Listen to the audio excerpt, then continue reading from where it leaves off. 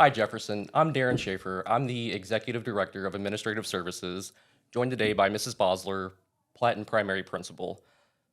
We're meeting with you today to go over results from our Climate and Culture Survey, which is part of MSIP 6, and this feedback helps guide our continuous improvement plan.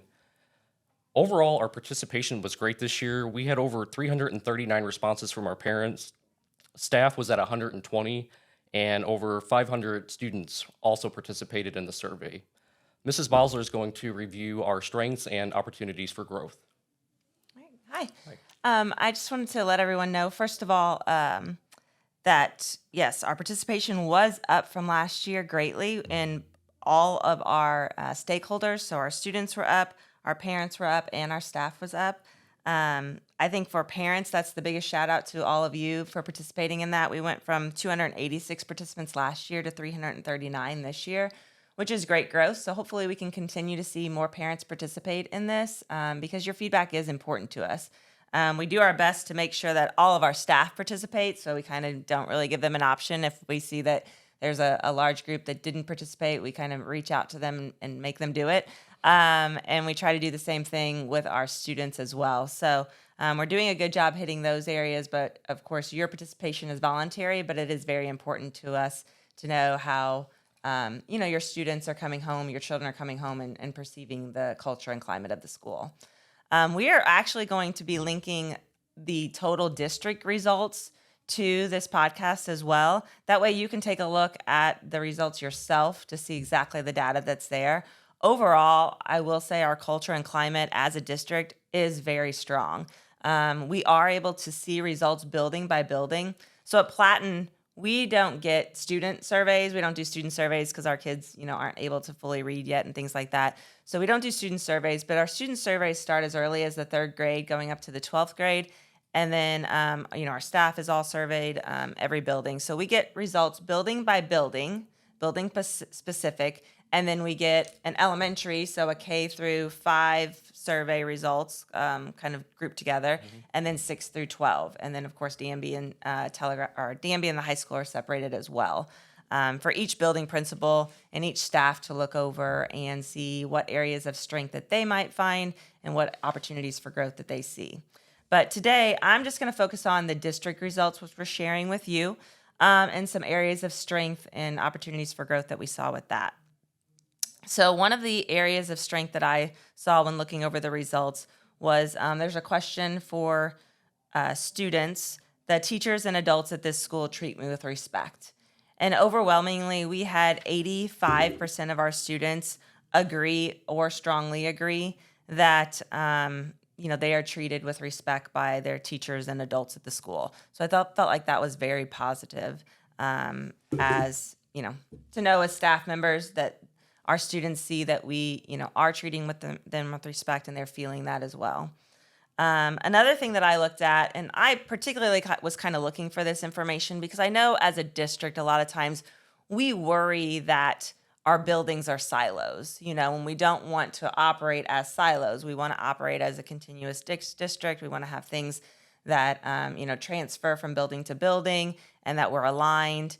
And I think sometimes we worry a lot about our students that they may feel when they go into a new building that they may feel a little bit different, or that they're not accepted as easily, or, they're learning new staff, all those things, that it's a hard transition for them. So we work hard. Darren has provided time for us this year to make sure that we had time for like the 3rd grade teachers to talk with the 2nd grade teachers about all the students that are transitioning. We do that from DMB to the high school. We do that from Telegraph to DMB as well. So I particularly was looking at one particular area where students are noting about their sense of belonging and then their sense of community, particularly looking at like the 3rd grade and the 6th grade and the 9th grade to see if they felt that sense of belonging and sense of community equal to the other grade levels. And I found that it was very consistent. So I thought that that was very positive and speaks highly of our transition meetings that you allow for us, and speaks highly of the transitions, and hopefully avoidance of that silo effect that we have at our buildings. Absolutely. That's great information. And then, like we hit on already, the participation numbers. So thank you for those, having those up. So opportunities for growth, we're just again, touching on this briefly, we don't want to keep you too long, but opportunities for growth. One question that jumped out at me was a question that was posed to students, and it was the students were asked, students at my school get along with one another. And as a whole district, only 38% agreed or strongly agreed with that statement.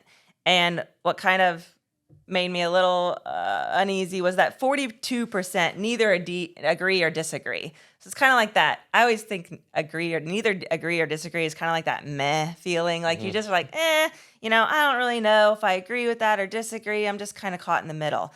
And I think as a staff, we would definitely want to see a high number of students agreeing with this statement that students at my school get along with one another. So to break it down for you, we did find that as students aged or got a little bit older, that they did feel that they were getting along with each other better. So Telegraph recorded only 23% agree or strongly agree with that statement. Danby was at 39%, and the high school was at 55%.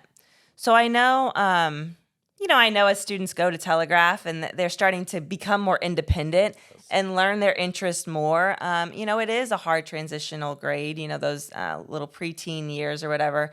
You and I may have liked something as second graders together, and then now all of a sudden you're into something and I'm not into that anymore. So I know that divide actually kind of starts to happen in that grade or those grade levels. But I think it's definitely something that we need to work with our students more on, that we need to, maybe have some additional surveys to ask them, like, what are they feeling? I think there's opportunity to have more student groups possibly involved. I know Telegraph just has like choir or whatever, but maybe some opportunities for, some after school activities. We've got, of course, the Blue Jay Bombers, things like that.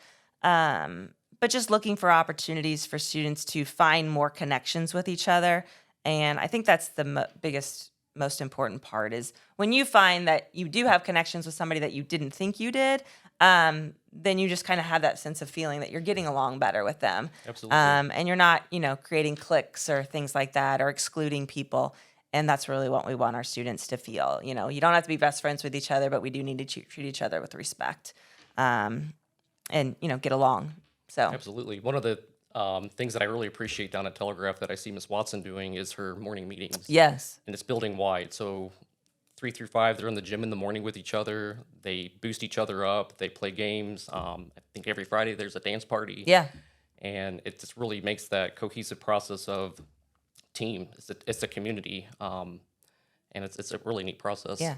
That's a great point. I know she does do that daily. And so just building on those opportunities, having more class meetings, I think is an opportunity for any of those things to, grow or give it that sense of community or that getting along with one another, allow that to grow. So we'll focus on that for next year and hopefully see that number go up in all of our buildings. Another opportunity for growth, I noticed that the JHS numbers, their student participation numbers were down this year. So I know we've already talked to Alex about just finding ways to ensure, whether it's you were more familiar with the high school schedule, whether it's an advisory time Yes. or something like that it is getting hit on in every classroom at the same time, same day kind of thing. Correct. Yeah, there's a lot going on at the high school. They have during advisory, there's many clubs that are happening and going on, different class meetings. Students are doing their college courses. So it is a little difficult to get everyone sat down and log into the survey. But it's definitely something we can look into for next year on improving. Yeah. I think that's an easy fix. So that's Absolutely. a good one to address and find the solution to. And then the last one, an opportunity again for growth is the question was posed, students at this school respect their teacher. So district-wide showed 49% of students agree or strongly agree with this statement. 50% at the 6-12 level and 48% at the 3-5 level, so very consistent there. But we did note that staff perception was a little higher at 58%. So, but I still think it's an area that we can work on. I'd love to see everyone kind of over that 60%, even closer to 70%, looking at the culture that you'll see reflected in the overall survey results. I think we can get that number higher. So it's really, I think this is where a lot of what we talk about with that Mr. Marshall had started and that we continue to reinforce as a district, the B3, be a better bystander. I think a lot of this comes into play here because really, if students are feeling like their peers aren't respecting their teachers, like that's where you have to step up as a student, have the courage to step up and say, hey, what you said to, Mr. Schaefer or whatever, that wasn't right. That wasn't cool, dude. Don't do that kind of thing. So I know that it's hard for students to do, but that's what we teach. We teach how to not just to be a bystander, but to be a better bystander, to step up, be courageous, to challenge a peer when maybe they're not treating a peer the way that you want to be treated, or they're not treating a teacher the way that they should be treated. So I think just continuing to focus on that so that we can, really work towards that mutual respect, because definitely, the students are feeling the respect from the teachers. And so we need the students to also feel like they're giving the respect to the teachers as well. So, Yeah, nicely said. yeah. Yeah. Well, I want to thank Ms. Bosler. She works extremely hard on working with Character Plus on sending out these surveys, looking at our data and analyzing it. Thank you to everyone that participated in the surveys. We're very proud of our strengths. We're committed to addressing areas for growth, and your feedback plays a huge role in helping us get better. Is there anything else that you would like to add, Ms. Bosler?